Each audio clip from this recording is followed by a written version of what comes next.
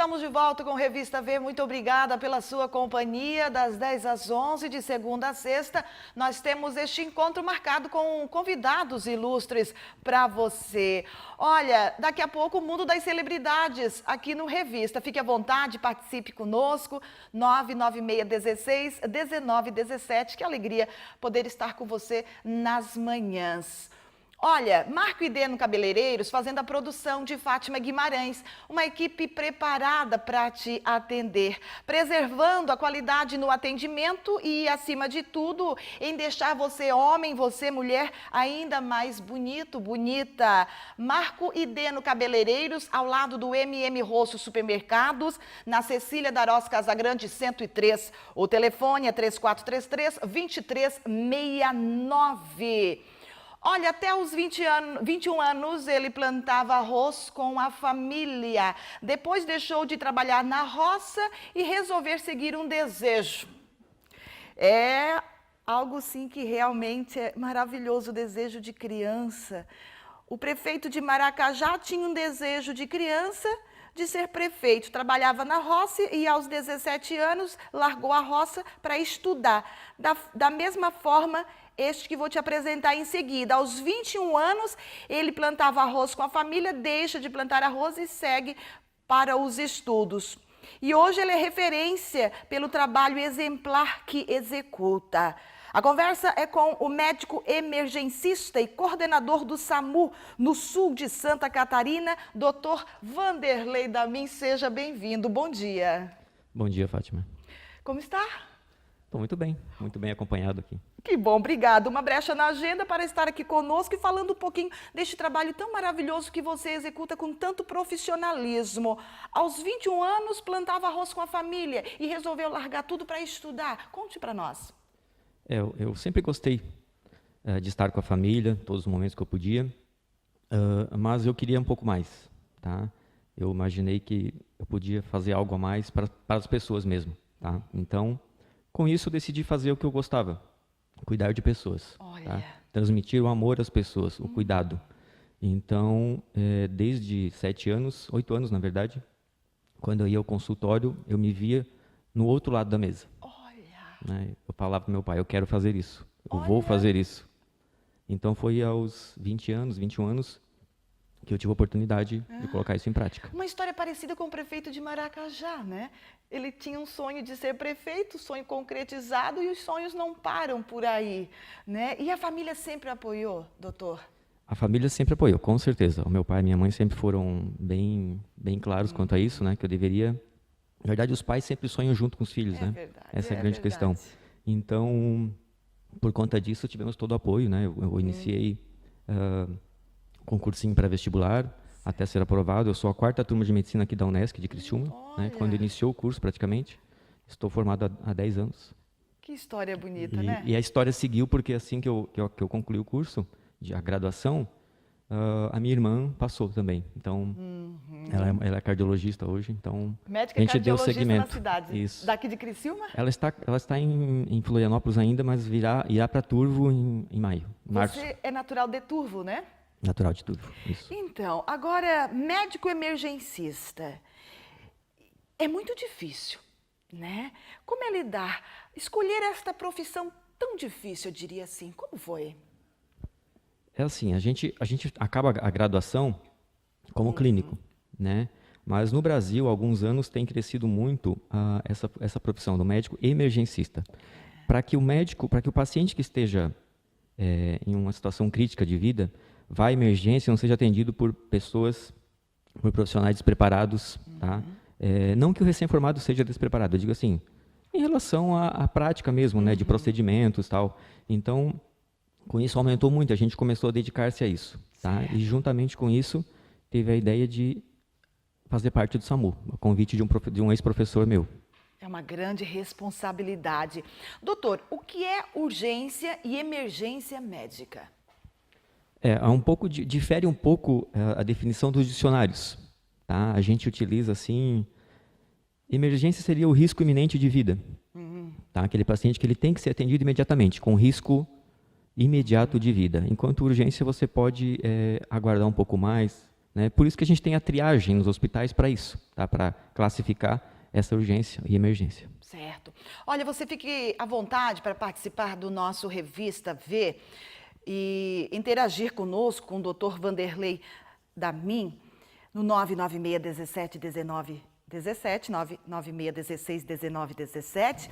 A pergunta do Carlinhos de Criciúma: hoje o SAMU está bem ou está no pronto-socorro? Uma boa pergunta, um abraço para você, Carlinhos. Hoje o SAMU está bem ou está no pronto-socorro, doutor? O SAMU, ele é um serviço relativamente novo na sociedade, tá? Aqui em Criciúma, ele foi iniciado os trabalhos em 96. Então, desculpa, 2006. Tá. Então, com isso é muito recente, né? Então, o grande diferencial do SAMU, assim, a gente tem equipes de saúde nas ambulâncias e profissionais médicos na central, que é onde as ligações são recebidas, pelo 192.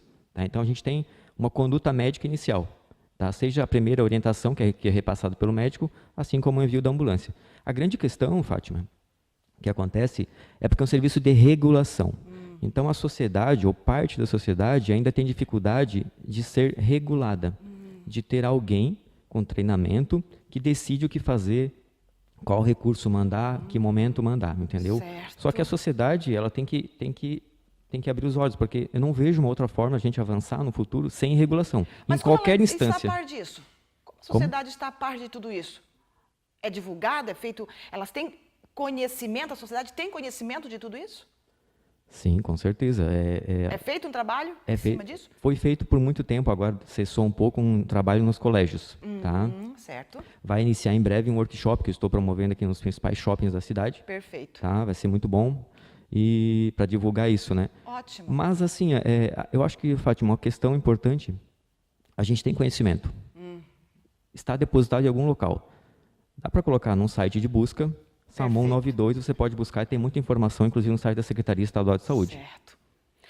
Hoje você é coordenador geral do SAMU, no sul de Santa Catarina. Como foi essa escolha? Foi uma escolha sua? Você teve esse desejo? É um trabalho de muito envolvimento mesmo. Por que Dr. Vanderlei Damin, médico emergencista, ser o coordenador geral do SAMU no sul de Santa Catarina? Como eu havia falado, quando eu estava concluindo a graduação, eu fui convidado pelo meu ex-professor, que comentou, tu tem potencial de entrar no SAMU. Aí eu fiquei feliz, então tá, vou dedicar-se mais a isso, né? Dedicar-me mais a isso. Então, com isso, eu trabalhei 3 anos como médico de uma UTI móvel, né? Que é a ambulância, né? A suporte avançado de vida, em Araranguá, e depois recebi o convite por uma colega que era coordenadora na época para assumir a função. Tá? E com isso foram 7 anos de bastante trabalho, bastante congressos, Passou por conhecimentos cursos de também para chegar capacitação. ali, né? Isso, com certeza, com certeza. Não é algo tão simples assim. Tão simples, né? Parece simples, mas não é. Pode ter certeza. Olha, hoje o SAMU e os bombeiros estão juntos ou separados? Isso aqui é uma pergunta da Jéssica, no centro de Araranguá. Pode uma ambulância do SAMU e outra pessoa pede o corpo de bombeiros? Deixa eu entender aqui a pergunta, me perdoe. Hoje o SAMU e os bombeiros estão juntos ou separados? Pode uma ambulância do SAMU e outra pessoa pede do bombeiro na mesma ocorrência? Isso atrapalha o trabalho ou não, doutor? Jéssica, muito obrigada. O que acontece, Fátima e ouvinte? No momento, são centrais diferentes, separadas, até o momento. Tá? Tem um projeto para até o final do ano, talvez janeiro, fevereiro, para que seja integrado. De forma que evite esse envio duplo de recurso. Tá? O que nós utilizamos, a nossa central do SAMU, central de urgência do SAMU, ela fica aqui em Criciúma. E atende todos os 45 municípios do sul do estado, lá de Imbituba até Passo de Torres. Perfeito. Tá? O que a gente consegue identificar se teve envio de um outro recurso, cita-se bombeiro ou não, através do rádio ou do aplicativo que eles têm. Tranquilo. A gente consegue fazer isso para evitar duplo envio. Né? Trabalhar em emergência é aprender a gerir o caos diariamente. Como você lida com tudo isso? Um jovem médico. Exatamente, tentar fazer mais com menos. Cada vez mais isso, né? Não é simples, tá? Não é simples. Não é tão simples, porque a gente tem alguns impasses, que é o que eu citei em relação à regulação. Regulação, quando eu cito, é uma forma de fazer uma triagem para o acesso ao atendimento de emergência. Isso nós temos nos hospitais públicos, praticamente todo o país hoje, que é uma triagem de Manchester. Então, um dos problemas é isso, tá? A dificuldade de compreensão. Eu acho que a gente tem que trabalhar melhor essa educação. Perfeito. Né? Mas eu vou colocar uma situação. Eu, Vanderlei, escolhi estar lá na emergência. Os pacientes não escolhem. Eles vão porque eles precisam, pode ter certeza. E o senhor está apto, preparado para toda e qualquer situação, até de morte, doutor? Com certeza. Isso há 10 anos, eu não tive escolha. Né? A morte ela não deve fazer parte do nosso dia a dia, naturalmente, mas invariavelmente acontece. A Carmen de Cocal do Sul pergunta: quanto tempo preciso estudar para ser médico? Emergencista, quero ser médica. Um abraço para você, Carmen de Cocal. Carmen de Cocal. Então, na verdade, a graduação médica, elas são 6 anos, tá? E depois a especialização, geralmente, são 2 ou 3 anos. Exato. Então, tem que se esforçar. Como é a qualidade, doutor, das ambulâncias do SAMU? Elas são variáveis, Fátima. Por quê? Nós temos nessa região que eu citei, dos 45 municípios, são 19 ambulâncias. Nós temos uma backup, e essa backup é uma reserva, né? Backup, certo. Ela serve somente para as 3 unidades avançadas, que são as UTIs móveis. As outras ambulâncias não têm backup. Então, como é que acontece? A manutenção é feita quando ela realmente quebra, quando ela é baixa. Ela vai para a oficina, fica 1, 2 dias na oficina, retorna assim que conclui o conserto. Então, assim, elas não conseguem fazer uma manutenção preventiva muito boa por conta disso. Certo.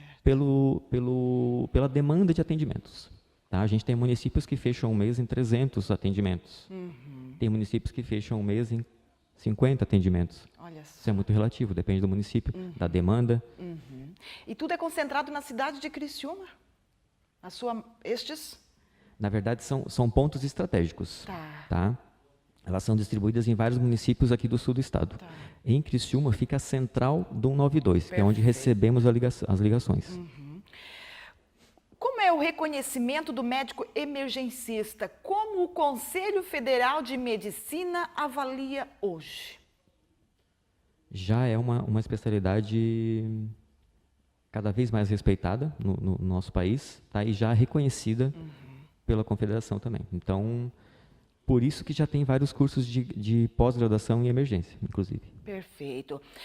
Mas como essa medida, doutor, altera a rotina da população e de quem atua na área? Vou mais longe. Quais são as perspectivas para o futuro?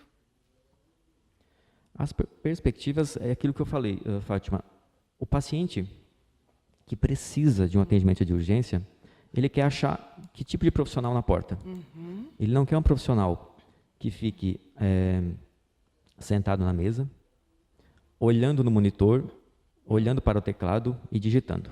Tá? O que a gente precisa? Humanizar mais o nosso trabalho. Perfeito. Tá? Nós somos muito mais humanizados no passado. Tá? Ultimamente perdeu-se um pouco. Tá? É importante que o médico ouça o paciente, toque o paciente, examine, faça uma boa anamnese, um bom exame clínico, de forma que deixe de lado um pouco exames laboratoriais e de imagem. É a Tá? missão, Porque né? senão poderia ser um robô.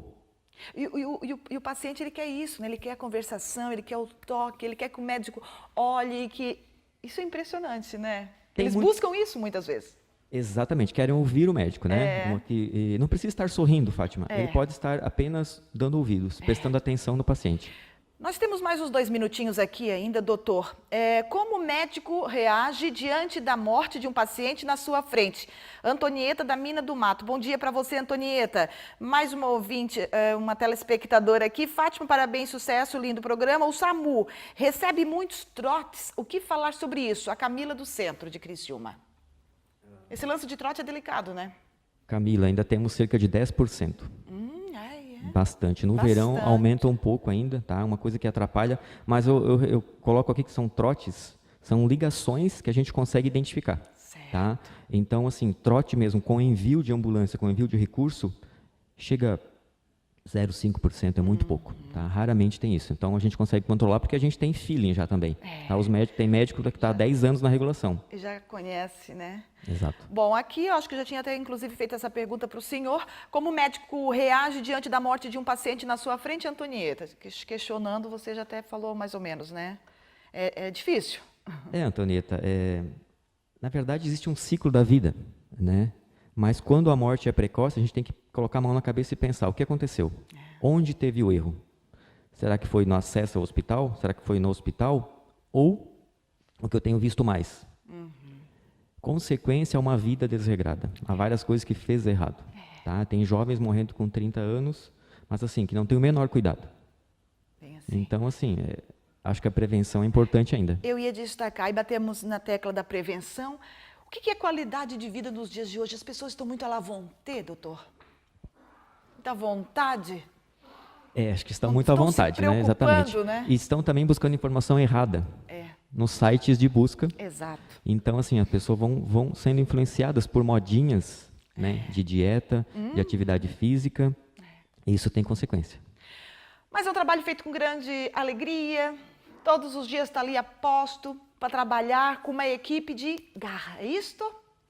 Com certeza. Aqui no sul do estado, são 130 profissionais aproximadamente. Dentre eles são 54 médicos, alguns na central, alguns nas unidades avançadas, que são as UTIs móveis, né? E cada dia a gente acorda exatamente para isso, tá? Chega ao final do plantão, seja do SAMU, já aconteceu, por exemplo, de orientar o pai a reanimar o próprio filho. Nossa. Por telefone, assim. Né? Eu ensinar passo a passo o que fazer. Você tem que fazer isso para salvar seu filho. E tivemos êxito em várias ocasiões. Isso é muito bom. Um trabalho exemplar que recebe os nossos aplausos aqui. Muito obrigada. Volte sempre esclarecendo um pouquinho, né, desta responsabilidade do médico emergencista, Dr. Vanderlei Damin, coordenador do SAMU no sul de Santa Catarina. De fato, é uma grande responsabilidade. Muito obrigado por abrir espaço na sua agenda e estar aqui conosco falando um pouquinho do SAMU. Qualidade de vida sempre, alimentação, exercício e assim a gente segue, né, doutor? Obrigada. Obrigado. Tudo de bom. Olha, nós vamos a um rápido intervalo comercial e daqui a pouco o Serginho Zappellini vai falar o que a Fundação Cultural de Criciúma está fazendo para as festividades de final de ano. Gente, Natal está chegando, o que eles estão proporcionando para toda uma comunidade? Serginho Zappellini depois do intervalo comercial e o mundo das celebridades também com a Oral Sim implantes dentários. É daqui a pouco, depois do intervalo comercial.